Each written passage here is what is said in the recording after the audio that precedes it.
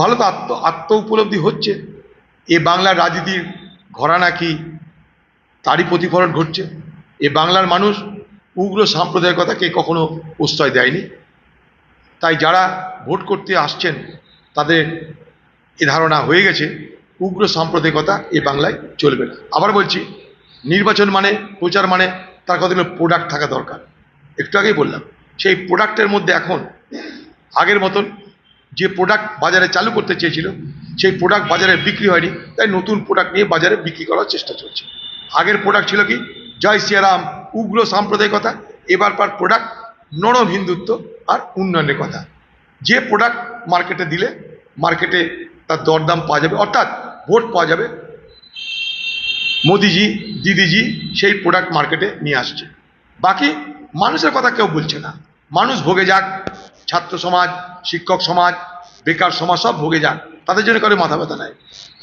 তাহলে ভারতের কথা বলো, রাজ্যের কথা বলো, খোলা মঞ্চে আলোচনা হোক যে পশ্চিমবঙ্গে গত 3টে টার্মে বাংলার মুখ্যমন্ত্রী মমতা ব্যানার্জি 15 বছর ক্ষমতায়, আপনার রাজত্বে বাংলায় কি হয়েছে, খোলা মঞ্চে আলোচনা হোক।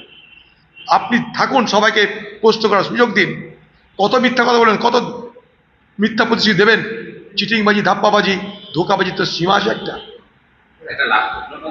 গতকাল বাঙালি কারণ শিক্ষকরা দুর্নীতি দাদা করে দেশে বসে আছে, তরুণরা বর্তমানে ভবিষ্যৎ, তরুণদের ভবিষ্যৎ বর্তমান সব থেকে বসে আছে। অন্ততের কথা ভেবে বলছি, নতুন প্রজন্মের কথা ভাবছে এবং সেই বিষয়ের কথা বললেন তাহলে কি তরুণ প্রজন্মের কথা ভেবে বলতে অভিভাবকদের বলবো যে আপনারা মানে আপনাদের ভবিষ্যতের কথা ভেবে মোদিকে বলবো। দেখুন, ভোটের বাজারে সবাই তো বলবো আমাকে ভোট দিন, আমি শ্রেষ্ঠ। একজন বলবে শ্রেষ্ঠ, একজন বলবে শ্রেষ্ঠী। কিন্তু বাংলার অবস্থা কি সবাই জানছেন? পরিযায়ী শ্রমিকদের হালাত দেখে বুঝতে পারছেন আমরা বাংলার মানুষ কেমন আছি। আর সারা ভারতবর্ষে মোদিজি বলেছিল প্রতি বছর 2 কোটি করে চাকরি দেবে। স্বাভাবিক এতদিনে মোদিজির 22 কোটি চাকরি দেওয়ার কথা, সেখানে সরকারি পরিসংখ্যান বলছে 22 লক্ষ চাকরিও হয়নি। তো কে কার ভবিষ্যৎ রচনা করবে, পরিসংখ্যান তার জবাব দিচ্ছে।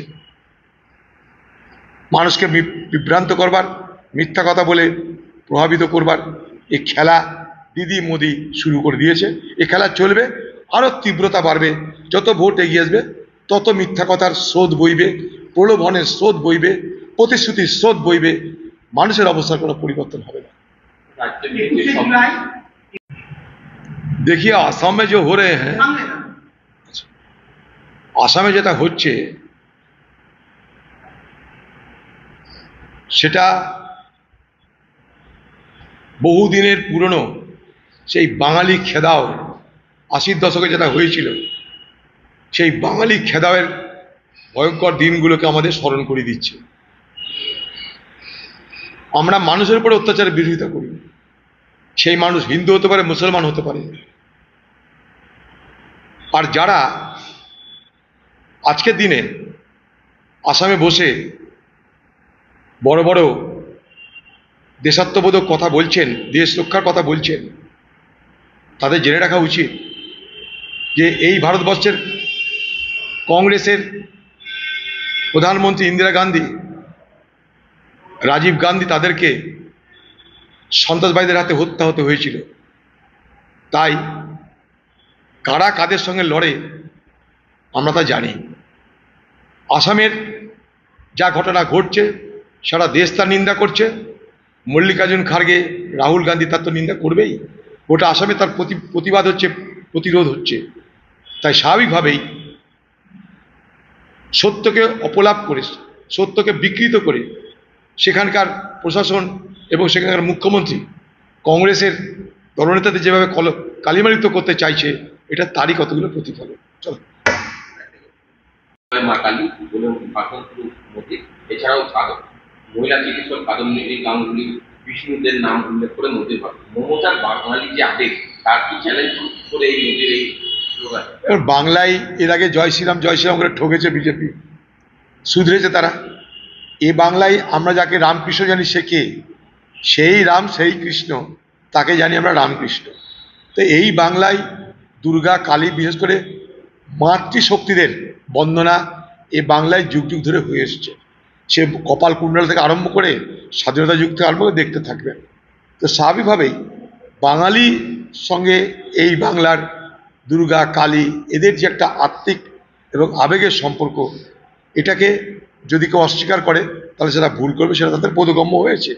উত্তর ভারতে জয় শ্রীরাম যেভাবে চলে, এ বাংলায় জয় শ্রীরাম সেভাবে মার্কেটে খায় না। এখন বিষয়টা হচ্ছে কি, যেটা মার্কেটে খাবে সেটা স্লোগান হবে। আমার বিশ্বাস অবিশ্বাস বড় কথা নয়, আমি রামকে বিশ্বাস করি কি করি না, কালীকে বিশ্বাস করি কি করি না, এটা কোনো ব্যাপার নাই, কিন্তু মার্কেটে কোনটা খাবে তার উপর সব কিছু নির্ভর করছে। এর আগে দেখে যে মার্কেটে খেলো না, নতুন কিছু মার্কেটে দাও।